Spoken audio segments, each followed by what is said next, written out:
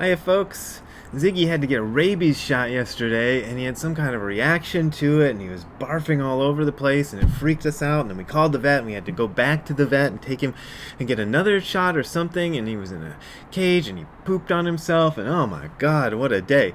But he's fine now. Ziggy, how you doing? How you doing, Ziggy? You doing good? Anyway, he's fine, so that's great. And thank you for all the kind birthday wishes and even a few birthday presents that people sent my way. That was really nice. Thanks. Oh, you're such nice people. Anyway, I got a question on the emails that I wanted to address because it's something I've written about, I don't know which books, but I think written about it more than once in books, and I maybe thought it was something I didn't need to cover on the video channel because I put it in books already, but I don't want to assume everybody reads the books. So, it is the matter of self-esteem and self-confidence. Somebody wanted to know, with all these Buddhist teachings about no self, what do we do about self-esteem and self-confidence? And this is a really interesting question to me because it was a concern of mine early on in practicing Buddhism, because I heard these things about no self, and I wanted to I thought that meant I had to erase my personality. I had to be sort of like Homer Simpson in that meme where he's fading into the hedge, that's what I thought I was supposed to do. And when I go to Buddhist centers and I go around to different places and talk to different people who are newly studying Buddhism, I find a lot of people who are doing exactly what I did early on in my practice. Oh, good! My package that I ordered is coming today. That's why that thing. I don't know if you heard that buzz, but anyway, it's something I ordered. Anyway, what I would do is try to just destroy my personality and become nothing, like plain, mellow oatmeal or something, like just nobody. And I see a lot of people when I'm traveling around doing talks and whatever, and talking to these people who are newly trying to become Buddhists, trying to do that, trying to kind of become this kind of plain, beige nothing. I'm trying to think of a really neutral color, but that seems to be what a lot of people are trying to do, and I recognize it as something I tried to do myself. The funny thing, though, about my trying to do that myself is what I apparently didn't notice at the outset, that really kind of turned everything around when I finally noticed it, was that my teachers were not like that. Tim McCarthy is a very strong personality. Like, you would not, he's not a loudmouth or anything. He's a quiet person in general. But once you get talking to him, he's not this kind of plain beige, nothing personality. He is very much his personality. Even more so, Gudo Nishijima Roshi, my teacher in Japan, was like a super strong personality, very, very definite who he was. So let's talk about self-esteem and self-confidence. Self-esteem and self-confidence, maybe the self is kind of the problem here. We sort of pair those words up, but should they be paired? Because the more I got into Buddhism and the more I learned the teaching of no self and the more I started to kind of get into the teaching of no self, the more confidence I had and the more esteem, self-esteem, I guess we have to put that in there to make the word work. But the more of that I had more self-esteem and more self-confidence, or confidence in general, as a result of doing this practice, which is intended to kind of make you understand no self. The thing about no self that a lot of people get wrong, and I've said this so many times, I'm sorry for people who are hearing this again and again, the teaching is not that you have a self and what your job is to do is to erase that. That's not the teaching of no self. The teaching of no self is there is no self. There was never a self to begin with. And you're taught to come to recognize that. But it's not that there's something there to begin with and you have to erase it. So there's nothing you have to change about your personality or your attitudes or your approach to life. I mean, there might be things you want to change about your personality and attitude and approach to life in general, but it's not that you have to try to destroy all of that in order to be a good Buddhist. It's more a matter of understanding that it's not real. And understanding that the self is not real makes it so that you don't worry about the self very much, and so self-esteem is mostly a low self-esteem, which has been a problem for me for most of my life, most of my young life anyway. Having low self-esteem, it's more about worrying about this self and what it's going to do and what's going to happen to it and how people are going to think about it and this and that. When you realize you don't have a self to begin with, then you don't need to have self-esteem, and the end result of that is you end up pretty much acting like somebody who has great self-esteem because you're no longer worried about self-esteem.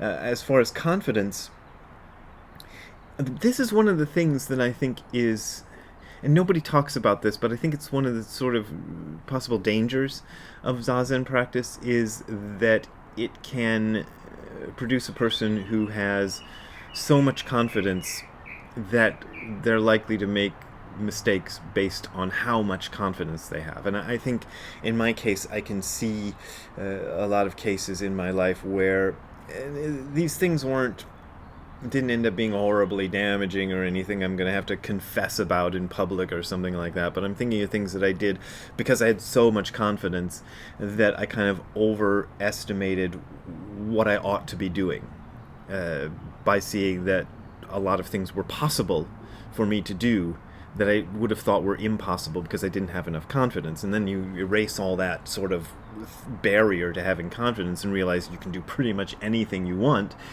We're going to talk about that in a second, and you start doing anything you want, and then you go, oh, maybe I shouldn't have done that. But I would like to talk about the other aspect, which I said about, what did I say about? Anyway, I do these things and I kind of get talking a mile a minute and I don't remember what the hell I said 10 seconds ago. But anyway, I know that what I wanted to do next is refer to this Jiddu Krishnamurti quote. So let's get into that. This is something that came up on Jiddu Krishnamurti's, what do you call it? Instagram. I'm looking right at Instagram and going, what do you call this? I had a birthday, so I'm a year older than I was the last time I talked to you. So anyway, at least that's what my driver's license says. So here is something that happened on Jiddu Krishnamurti's Instagram page, and it's a slightly longish quote, but I would like to read it to you and then see what I can say, because I think it relates to this topic, but I think it might not seem to relate, but I'm going to read it anyway. Somebody asked Krishnamurti a question. Is our life predetermined, or is the way of life to be freely chosen? And Krishnamurti says, so long as we have choice, surely there is no freedom. That's the opposite of what we usually think, but he's going to make a good case for this idea. Please follow this. Do not merely reject or accept it, but let us think it out together. The mind that is capable of choosing is not free, because in choice there is always conflict, conscious or unconscious, and a mind that is in conflict is never free. Our life is full of conflict. We are always choosing between good and bad, between this and that. You know this very well. We are always comparing, judging, evaluating, accepting, rejecting. That is the process of our life, which is a constant struggle, and a mind that is struggling is never free. Your life is shaped, controlled by the society which you have created. You have created the wars, the leaders, you have created the organized religions of which you are now slaves. So your life is predetermined. And to be free, you must first be aware that your life is predetermined, that it is conditioned, that all your responses are more or less the same as those of everybody else throughout the world. That's a tough one, especially if you're me, and especially probably if you're an American in general, but it took moving to another country, specifically Japan, to realize that a lot of the things I say are just things Americans say. And a lot of the attitudes I have aren't my own attitudes, they're just attitudes Americans have. And when I kind of got into more Zen, I realized they're not just attitudes Americans have, they're attitudes humans have. And all this stuff I took to be unique to myself, the vast majority, well over 99.999% of it was just human. It was just the human thing. And there was just this tiny bit of individuality, which I had inflated into something huge and ridiculous. Superficially, your responses may be different. You may respond one way here, another way in India or in China, and so on. It's exactly what it just finished saying you, isn't it? But fundamentally, you are held in the framework of your particular conditioning, and you are never an individual. Therefore, it is absurd to talk about freedom and self-determination. You can choose between blue cloth and red cloth, and that's about all. Your freedom is on that level. If you go into it very deeply, you will find that you are not an individual at all. Suck on that one. But in going into it very deeply, you will also find that you can be free from all this conditioning. As a German, as a Catholic, as a Hindu, as a believer or a non-believer, you can be free from it all. Then you will know what it is to have an innocent mind, and it is only such a mind that can find out what is the truth. And that's from a talk he gave in Hamburg, Germany in 1956, 14th September, if you want to go look it up. That's why he says something about being a German in there. That's a revelation that all the things that you think are self and unique to you as an individual, it's just this tiny little sliver on the top. There is a bit of freedom of choice, and there is a bit of basic freedom that you have, but it's so tiny that it hardly even matters. And once you realize that, you find that you have tremendous confidence, tremendous esteem, and you don't really need to worry about most of the things that you've been worrying about all your life and that you're putting into your head right now and going, I'm so worried about this. You don't, most of it's, you don't need to worry about. It doesn't mean you'll instantly, once you understand that, once you listen to this video about it, you're just going to go, whoa, okay, that's it, I got it. You have to practice with it. That's why Zazen is important. That's why these kind of practices that spiritual teachers and people like me recommend are important.